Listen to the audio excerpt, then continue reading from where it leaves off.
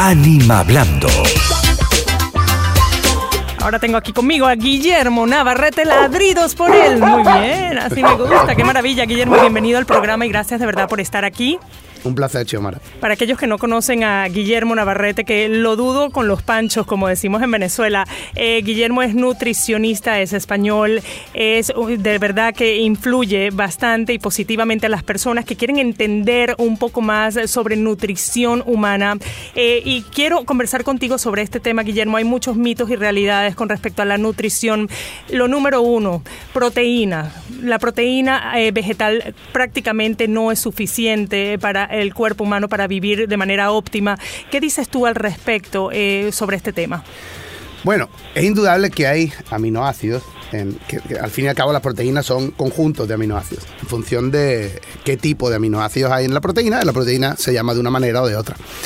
En la carne hay un tipo de aminoácidos que no suele estar en los vegetales y por eso insistimos a veces en que las personas que no comen carne pueden tener déficit de ese mineral, de ese aminoácido. Pero más allá del tema de las proteínas, hay como una creencia un poco fundamentada de que la carne produce cáncer, de que la carne produce efectos negativos en el cuerpo. Es muy difícil pensar que un alimento que ha estado evolutivamente en nuestra alimentación desde tiempos inmemoriales, mucho antes incluso que los cereales y que otras cosas de las que consumimos el día de hoy, de repente nos va a causar cáncer o nos va a matar. Otra cosa es lo que nosotros hemos hecho con la carne y el maltrato que hemos hecho hacia los animales para obtener todos esos productos de origen animal. Eso es lo criticable y eso es lo condenable. Y en ese punto estoy muy de acuerdo y apoyo muchísimo tanto a los vegetarianos como a los veganos porque son personas que actúan, que no solo dicen o hablan, sino que, como decía Cecilia, actúan y son congruentes con una forma de pensar y dicen, ok, yo pienso esto, directamente no como y no practico y no comulgo con la forma en la que se tratan los animales. Y eso desde hace mucho tiempo es una postura no solo, como te digo, respetable, sino admirable, porque son personas que actúan. Pero ya se está confundiendo el tema de la ética, que es el principio moral del veganismo y del vegetarianismo, con el tema de la salud. Y hay muchas personas que están confundidas en ese sentido y están haciéndose veganos no por el tema ético, no por el tema del respeto a los animales y están en contra del maltrato y a lo malo que se hace con ellos, sino por salud. Se están pasando al veganismo por salud, cuando la mayor parte de los males que azotan ahora mismo la humanidad en enfermedades crónicas no transmisibles no se deben a los productos animales, sino al azúcar, a la harina, a la falta de sueño, a otras cosas que un vegetariano o un vegano puede seguir hartándose azúcar o puede seguir comiendo demasiadas harinas o puede seguir tomando, no sé, aceites vegetales que son terribles para el cuerpo, para la inflamación, para el cerebro, para las articulaciones, para la circulación. Entonces, la salud es una cosa, la ética es otra. Apoyo al 100%, al 1000% esos dos movimientos, el vegetarianismo y el veganismo, pero no son opciones de salud, son opciones de ética y respeto hacia los animales que ojalá todos tuvieran.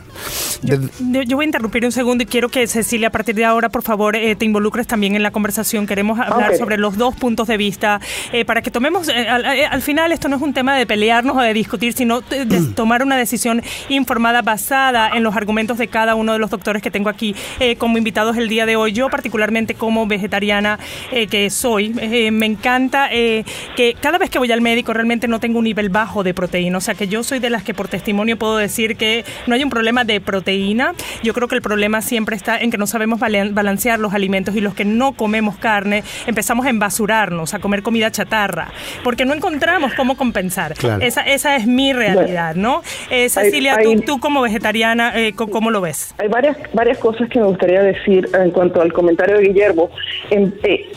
Sí hay estudios muy claros, muy científicos, no solamente estudios particulares que han establecido que la carne sí produce cáncer, Y recientemente, en el 2014, la Organización Mundial de la Salud designó un comité de varios expertos a nivel mundial para investigar precisamente esa conexión entre consumir carne y el aumento en el riesgo de contraer cáncer.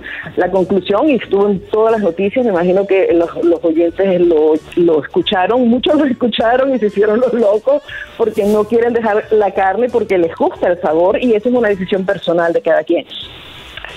La conclusión fue que la carne roja, y eso quiere decir todos los animales de cuatro patas, digamos, las vacas, los caballos, los corderos, las terneras, tienen el consumo de carne roja tiene la posibilidad de ser cancerígeno, o sea, de que produce cáncer, de que causa cáncer.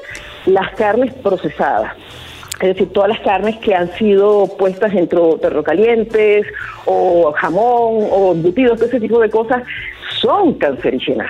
Bueno, déjeme aclarar un segundo ese estudio, y sí salió publicado. No, yo aquí no estoy para decir cierto o falso, simplemente para decir lo que se ha publicado masivamente en los medios de comunicación.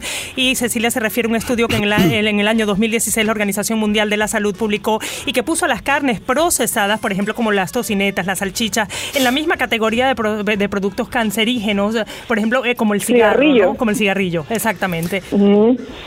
Ajá. Y entonces sí existe eso, si me permite, Guillermo, terminar. Claro, claro. Eso por ese lado sí está completamente, no solamente cáncer, vamos a hablar también de otras enfermedades, diabetes, enfermedades cardiovasculares, eso está establecido, y los médicos, que es algo que a mí siempre me ha parecido bastante sorprendente, solamente cuando la persona está muy enferma le dicen no comas carne.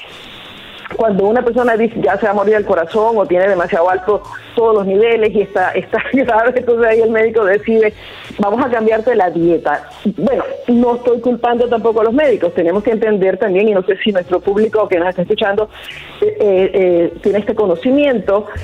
En las escuelas de medicina todavía hoy al día no se dan clases de nutrición. Se dan algunas escuelas de medicina en el país, dan horas nada más de nutrición a los médicos. O sea, que los médicos realmente no conocen mucho de nutrición. Los médicos conocen de enfermedad y de cómo vamos a más que nada acomodar los síntomas de esta enfermedad con medicinas. Pero volviendo al tema de las enfermedades que la carne sí está comprobado que producen, entonces sí es un tema de salud para mí y para muchas personas que están que se adaptaron a la dieta vegetariana o vegana, lo hacen por salud. Uno de ellos es el presidente Bill Clinton, que casi que se muere, le tuvieron que hacer no sé cuántos bypasses y una operación terrible, y en ese momento él decidió, por recomendación de su médico, entrar en una dieta vegana, ni siquiera vegetariana, vegana, y eso fue lo que le salvó la vida. Vamos a darle la oportunidad a Guillermo también para que exprese su punto de vista en este caso. Hablo mucho, no, perfecto, sí, esa es la idea. La idea es que termines tu punto, nada más para que también pueda expresar Guillermo Navarrete, con quien también estamos conversando, pueda expresar también su posición con respecto a esto. Y que de hecho, Guillermo, te comento algo, hay algo que se hizo muy viral, que es este documental que se llama What the Health, que estaba obviamente, como dicen en inglés, muy biased, ¿no? Era un punto muy a favor de proteger a los animales y de que entendamos que lo que nos estamos comiendo es un cadáver, y te lo pintan de una manera bastante drástica, ¿no? ¿Cuál es tu punto de vista? Pero es verdadera, no es bias, es la realidad. Bueno, pero es un documental siempre va a tener un punto de vista, ¿no? Y va a tener una defensa, que no está mal, o sea, pero creo, ¿no? Que tenía un punto de vista, o sea, todas las personas que entrevistaban en el documental eran veganas, entonces creo que sí tenía un punto de vista centrado y estamos hablando con Xiomara, que es vegetariana también. Yo estoy aquí tratando más bien es de entender los dos puntos, pero sí, mucha gente lo que dicen es que este documental está muy centrado en una sola realidad y que no da la oportunidad para los que tienen otro punto de vista se expresen, y precisamente por eso también quería que Guillermo viniera para que expresara su punto de vista con respecto no solo a lo que acaba de decir Cecilia, sino con respecto a este documental muy, muy exitoso y popular. Sí, efectivamente. Y bueno, como tú dices, es muy difícil ser objetivo cuando todas las personas implicadas en el documental son de esa determinada... son todos veganos. El director es vegano, el presentador, todas las personas que entrevistaron, los doctores. Entonces, es muy difícil. Por ir un poco por partes, con lo que decía Cecilia sobre los estudios de la carne, no son en realidad tantos. Esto que pasó con la Organización Mundial de la Salud, que hizo efectivamente un informe en hace unos años, creo que en 2013. Cecilia, ¿fue en 2013? El estudio se realizó en el 14 y fueron con 800, o sea, fue el análisis de 800 estudios. Y hubo un último en el 2016. ¿No? Yo quiero compartirte algo sobre eso, también por hacerte un aporte para que te ayude a comprender un poco todo lo que gira en la investigación en nutrición, a la cual yo he estado mucho tiempo pues encerrado en un laboratorio, trabajando en ese tipo de investigaciones, y a veces las cosas que pasan ahí dentro no son las que uno ve cuando ve la nota periodística sobre eso. Las investigaciones en nutrición no son de intervención, la mayoría son observacionales. O sea, tú no le das algo a una persona y luego mides, como si ya hacemos con los medicamentos, sino que tú solo observas. Análisis sobre estudios realizados.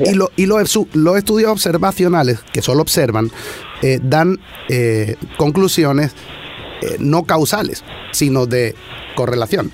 Y correlación no siempre implica causa. O sea, algo que dos hechos estén correlacionados no quiere decir que uno sea el causante de otro. Te pongo un ejemplo, y le pongo un ejemplo a los oyentes para que comprendan. El hecho de que el gallo cante y que amanezca son eventos que están conectados. Siempre que amanece el gallo canta. Pero el hecho de que estén conectados no quiere decir que matando al gallo va a dejar de amanecer, porque no es la causa, es solo una correlación. Entonces, el hecho de que se vea en un estudio observacional que hay personas que comen carne y tienen determinadas implicaciones de salud, primero no quiere decir que estén directamente relacionadas, porque también se ha visto que las personas que consumen más carne fuman y beben más vino.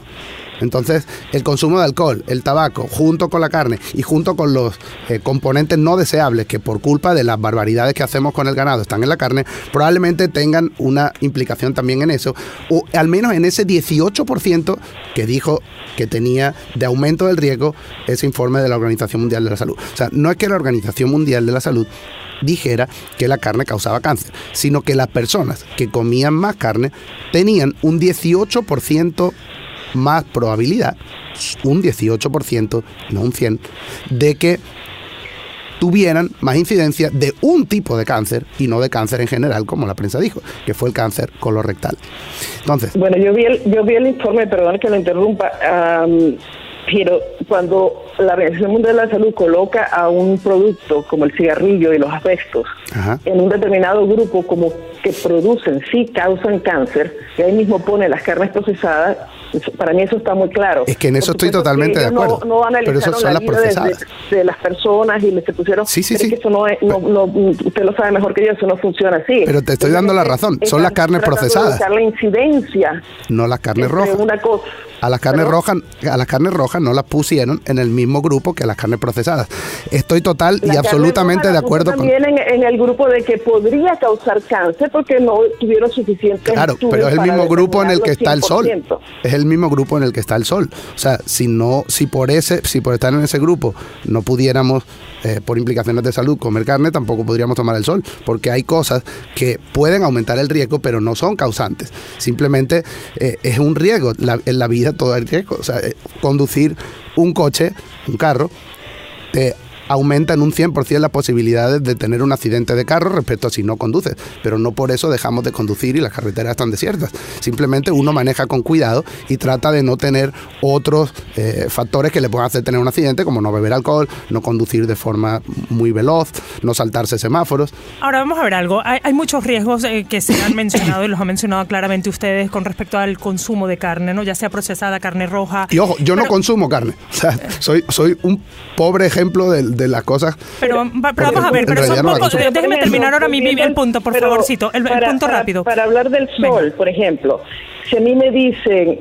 que el sol me va a causar melanoma, porque si me expongo a ciertas horas, qué sé yo qué, y yo me expongo al sol, pues definitivamente voy a terminar teniendo un cáncer si mi cuerpo está de alguna forma no digo predestinado, pero sí está predispuesto a tener ese tipo de cáncer. Igualmente, si una persona le dice no fumes, porque el cigarrillo tiene componentes que son tóxicos y que te van a aumentar el riesgo de que tengas cáncer de pulmón, y la persona fuma, pues le va a dar. Cuando estamos hablando de la carne tiene componentes, no solo en cuanto a lo tóxica que es como sí en sí para el organismo, pero que también produce cuando se cocina, cuando se prepara, cuando la gente come demasiada carne, y el tipo de carne que tiene hormonas, que tiene antibióticos para que los animalitos engorden más rápido y los puedan matar más rápido y puedan tener más carne. Todos esos elementos, por supuesto, que van a aumentar el riesgo, y de eso es lo que se trata. Yo creo que el punto aquí es que tiene que quedar claro que sí, la carne es otro elemento más que puede causar cáncer. Yo creo que, eso Guillermo, no lo puedes negar. Está ahí, claro, por supuesto, si tú fumas, si tú bebes, cualquier cosa, puedes ser vegetariano, igual te va a dar cáncer, te va a dar cualquier cosa. Además, uno no sabe. No hay garantías de que uno no vaya a pasar nada porque somos vegetarianas o veganas, pero de que existe el riesgo y de que uno va a asumir ese riesgo al comer carne, pues existe. Igual como te sientas en el sol a las 12 del día, hasta las 5 de la tarde, y te vas a quemar y te vas a chicharrar, o te metes una caja de cigarrillo cada hora. No sé si explico como yo lo veo. Perfectamente, pero yo me gustaría darte otro punto de vista, quizá un poco más sencillo, para no meternos en cosas de estudios y todo eso, que a veces las personas pueden ser que no comprendan del todo, los que nos están oyendo. Yo te invito solo a un pequeño razonamiento que solo implica el sentido común. Si nosotros como humanidad llevamos siglos y siglos y siglos, miles y miles de años consumiendo carne, y solo décadas azotados por el cáncer, ¿cómo uno explica que la carne sea la causante del cáncer? ¿No será lo que estamos haciendo con la carne lo que está causando el cáncer? Porque si no, la humanidad se hubiera extinguido hace miles de años debido al cáncer, y no se conoce incidencia del cáncer por mucho que llevamos siglos y siglos comiendo carne. Lo que ha empezado a detonar estas cifras alarmantes de cáncer es el procesado de la comida. El procesado. Entonces, por eso te digo que estoy 100% de acuerdo contigo en que el procesado de la carne probablemente sea extremadamente perjudicial. Pero no la carne en sí. Es como si hablamos del brócoli con pesticidas y decimos que eso está relacionado con algún tipo de enfermedad, pero es culpa del pesticida, no del brócoli. No podemos condenar al brócoli. Señores, tenemos que irnos a una pausa, pero yo parto de un concepto, y esto de verdad de una forma objetiva, aunque parezca que no parto de un concepto, y lo voy a repetir, que desde el momento en que nos estamos comiendo un cadáver no puede ser nada sano para la salud, sea procesado o sea no tocado, intacto, incluso un animal alimentado con pasto y en libertad. Yo no creo que un animal muerto sea algo beneficioso para la salud humana, y con esta línea los dejo. Regreso con ustedes enseguida aquí a Animales 360 con el doctor Guillermo Navarrete y Cecilia Ramírez Harris. Volvemos enseguida.